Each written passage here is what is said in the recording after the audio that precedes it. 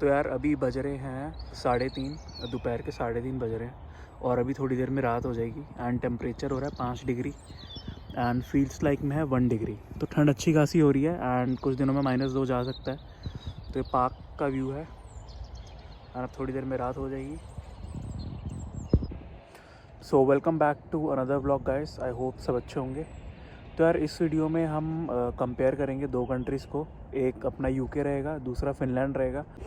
सो अगर मैं top student destinations की बात करूं तो यूके, ऑस्ट्रेलिया, कनाडा, स्विट्ज़रलैंड, ये कुछ कंट्रीज़ हैं जहाँ पे कई स्टूडेंट जाना पसंद करते हैं एज ए इंटरनेशनल स्टूडेंट, मतलब जैसे कि बैचलर्स करने या मास्टर्स करने। बट आजकल काफ़ी स्टूडेंट फ़िनलैंड भी जा रहे हैं। तो इस वीडियो में हम एक ब्रीफ डिस्क्रिप्शन देंगे कि फ़िनलैंड अगर आपको जाना चाहिए तो क्यों जाना चाहिए, एंड थोड़ा उसका यूके से कंपेयर करेंगे, यूनाइटेड किंगडम से, कि फ़िनलैंड में क्या प्रोसीजर रहता है, कितनी फ़ीस रहती है।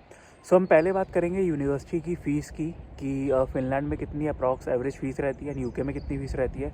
तो अगर मैं यूके की यूनिवर्सिटीज़ की बात करूँ, अगर मैं मास्टर्स कोर्स को कंसिडर करूँ तो यूके में फ़ीस रहती है 12,000 पाउंड से 15,000 पाउंड के बीच में। वेरी टू यूनिवर्सिटी वेरी करती है। जितनी अच्छी यूनिवर्सिटी होगी, रैंकिंग, ग्लोबल रैंकिंग अच्छी होगी, उतनी फ़ीस ज़्यादा हो सकती है। लेकिन नॉर्मल अगर मैं फ़ीस की बात करूँ तो 12,000, 13,000, 14,000 इतनी ही रहती है। अगर आप प्लेसमेंट ईयर लेके आते हैं तो हो सकता है कि आपकी जो फ़ीस हो मास्टर्स की 17-18,000 पाउंड हो एनुअली। एंड अगर मैं यही फ़िनलैंड की बात करूं तो फ़िनलैंड की फ़ीस रहती है, फ़िनलैंड में पहली बात पाउंड नहीं चलता, फ़िनलैंड में यूरो चलता है, फ़िनलैंड यूरो, राइट। जो 1 यूरो की वैल्यू है 91 रुपीज़ इंडियन INR की बात कर रहा हूँ मैं। सो फ़िनलैंड की फ़ीस रहती है 9,000 यूरो से 15,000 यूरो के बीच में वेरी करती है। वो यूनिवर्सिटी टू यूनिवर्सिटी वेरी करता है। जितनी अच्छी ग्लोबल रैंकिंग होगी यूनिवर्सिटी की, उतनी फ़ीस ज़्यादा हो सकती है। एंड जो मैंने रिसर्च करी है उसमें ये भी पता लगा यार मुझे कि पहले फ़िनलैंड में स्टडी बहुत ज़्यादा चीप थी, मतलब 5-6 हज़ार यूरो में मास्टर्स हो जाती थी। एंड मास्टर्स की जो ड्यूरेशन रहेगी वो 1.5 ईयर्स की रहेगी, 1.5 साल की रहेगी। लेकिन अब जैसा कि स्टूडेंट काफ़ी फ़िनलैंड जा रहे हैं तो इसलिए अब थोड़ी फ़ीस उन्होंने बढ़ा दी है, फ़ीस एक्सपेंसिव कर दी है। एंड यही अगर मैं यूके की बात करूँ तो यूके में यूनिवर्सिटी थोड़ी एक्सपेंसिव हो गई हैं। अगर मैं बात करूँ लास्ट ईयर की, जो यूनिवर्सिटी की फ़ीस 13,000 थी, 13,000 पाउंड मास्टर्स की, अब वही फ़ीस हो गई है 14,500। सो यार अगर मैं गैप की बात करूं तो फिनलैंड में भी गैप एक्सेप्टेड है। जैसा कि यूके में आप मास्टर्स करना चाह रहे हैं एंड आपकी अगर प्रोफाइल में गैप है एंड अगर आप वर्क एक्सपीरियंस शो कर देते हो तो यूके में भी वो चल जाता है। एंड यही अगर फिनलैंड में आप पढ़ने के लिए जाना चाहते हैं एंड अगर आपकी स्टडीज़ में गैप है तो वो फिनलैंड में भी एक्सेप्टेड है। तो ये एक और अच्छी चीज़ है कि सपोज़ आपकी यूके में फ़ाइल एक्सेप्ट नहीं होती तो फिनलैंड के लिए ट्राई करेंगे तो फिनलैंड में भी एक्सेप्ट हो सकती है। एंड अगर आप मेरी पर्सनल एडवाइस लेंगे तो यूके को पहली प्रायोरिटी में रखना, फिनलैंड को बाद में रखना। क्योंकि अगर मैं जॉब्स की बात करूं तो फिनलैंड में इतनी जॉब्स नहीं है एज़ कम्पेयर टू यूके में फिर भी बहुत जॉब्स है, स्टूडेंट को पार्ट टाइम जॉब मिल जाती है महीने 2 महीने बाद। लेकिन फिनलैंड में इतनी जॉब्स नहीं है, तो ये चीज़ ध्यान में रखना। एंड फिनलैंड तभी जाने की सोचना सपोज़ आप कनाडा जाना चाहते हैं, यूके जाना चाहते हैं, आपका मतलब मोटिव आपको बाहर निकलना है, लेकिन आपकी फ़ाइल एक्सेप्ट नहीं हो रही, वीज़ा रिजेक्ट हो गया, या आपको पता है कि इस कंट्री में आपकी फ़ाइल नहीं लग सकती, तो आप एक ऑप्शन में रख सकते हैं कि फ़िनलैंड आप जा सकते हैं। सो आपके एटलीस्ट ग्रेजुएशन में 45% होने चाहिए, 45% होने चाहिए। अगर आप फिनलैंड के लिए फ़ाइल लगाना चाहते हैं कम से कम 45% तो होने ही चाहिए। एंड अब बात करते हैं एलिजिबिलिटी की। जैसे यूके में आपका प्री कैस इंटरव्यू होता है जब आप यूके स्टडी वीज़ा के लिए अप्लाई करते हैं, वैसे ही आपका फिनलैंड में भी एक इंटरव्यू होता है।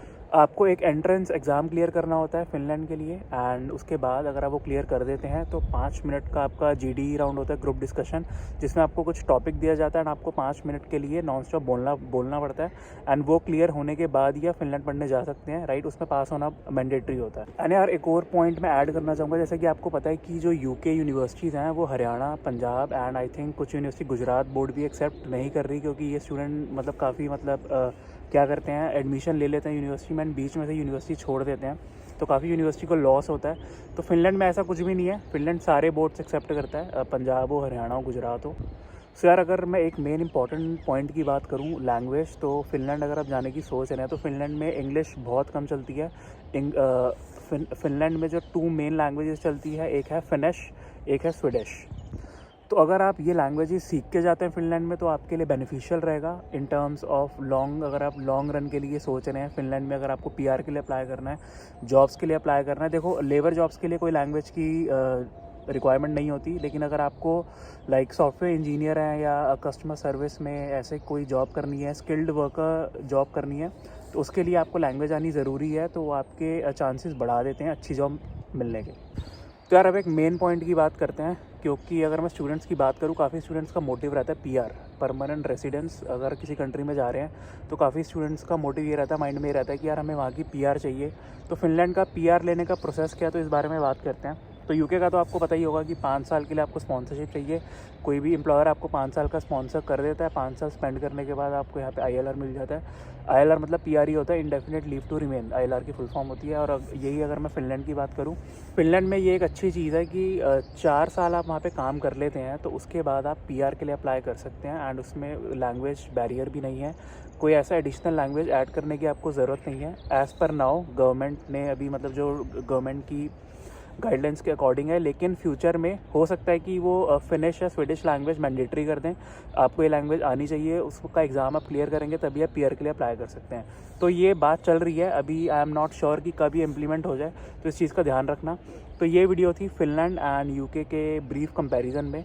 एंड आई होप ये वीडियो आपके लिए यूज़फुल रहेगी, इन्फॉर्मेटिव रहेगी। अगर आप फिनलैंड जा रहे हैं पढ़ने तो सोच समझ के जाना, क्योंकि फिनलैंड में इतनी जॉब्स अवेलेबिलिटी नहीं है, राइट। पार्ट टाइम जॉब्स की बात करूं एंड फुल टाइम में भी बात करूं तो उसके लिए अगर आपको लैंग्वेज आती है, फिनिश स्वीडिश लैंग्वेज आती है, तो आपके लिए बहुत बेनिफिशियल रहने वाला है। लेकिन अगर आपको लैंग्वेज नहीं आती तो हो सकता है कि आपके लिए बहुत ज़्यादा टफ रहे। सो इसी टाइप की वीडियोस के लिए यार आप ऑल अबाउट UK को लाइक शेयर सब्सक्राइब कर सकते हैं। एंड इस चैनल पे आपको UK lifestyle blog, informative blog and travel blog, अभी हमने स्कॉटलैंड का रोड ट्रिप मारा था, राइट, तो वो उसका भी पूरा ब्लॉग बनाया था। एंड वीडियो के एंड पे आपकी स्क्रीन पे स्कॉटलैंड ब्लॉग की वीडियोज़ आ जाएगी, आप चेकआउट कर सकते हैं। एंड सो मिलते हैं नेक्स्ट वीडियो में। कुछ भी क्वेरी होती है आपको ऑल अबाउट UK 3@gmail.com पे पूछ सकते हैं। Take care, bye bye.